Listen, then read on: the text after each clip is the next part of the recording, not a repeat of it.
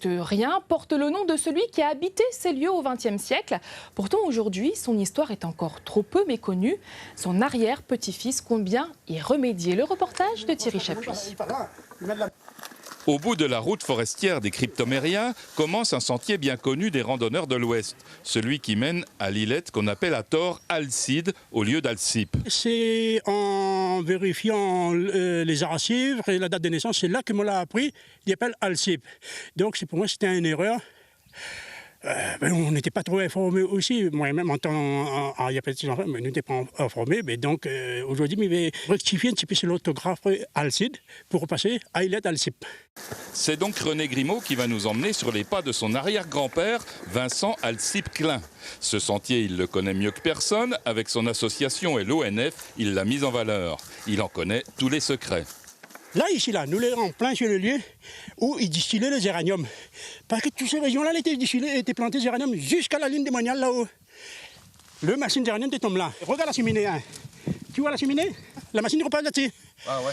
Et c'est là, tu marches le clin, le garçon le site, deuxième enfant, deuxième mariage, la cultive ici, la travaille ici. René est capable de nous montrer, enfoui dans la végétation, tous les anciens fours à géranium abandonnés depuis les années 60-70. Il sait où restent encore quelques pieds de pêche blanche ou rouge. Il connaît les anciens lieux de rendez-vous. Donc, tu donnes rendez-vous. Chienne, ça part là-bas, dans la forêt bas. Dis tes camarades, les roues trouvent petit boucan, dans le fond, passage des roches, la ravine n'a pleine. Mais là, tu arrives, après tu descends. Si tu es trop tard, tu dois dans une case en paille. Après une pause au pied du tamarin 4 fois centenaire qui trône sur la réserve biologique, René nous conduit en dehors du sentier, au bord d'un étrange puits. Donc, il paraît, il y en a plusieurs trucs comme ça dans la forêt tout autour. Et ça, c'était pour le pylône de câble. C'est le poteau, les mêmes centrales, mais ne connaît pas cette année, mais l'avait posé d'antenne Oméga. Sur le bord du rempart, au-dessus de l'îlette, on découvre une partie de Mafat. Arrivé sur le lieu d'histoire de son aïeul, René l'a fait partager aux visiteurs du moment. Il arrive dans ce coin-là, première fois, vers 1911. Mais il n'habite pas encore là. Il a connu ça dans 1911. Parce qu'ici, normalement, il y a comme ça, ici, il était déjà habité par un vieux noir, un vieux marron, du nom Mafuta. Après la mort de son deuxième femme en 1919, il a passé presque toute son vie ici.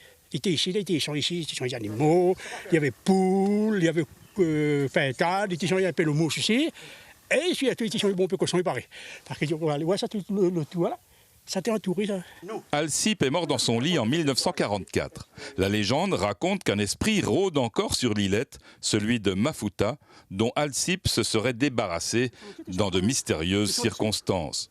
Aujourd'hui, René Grimaud n'a plus qu'un souhait, qu'on corrige sur les panneaux et les cartes le nom de son arrière-grand-père.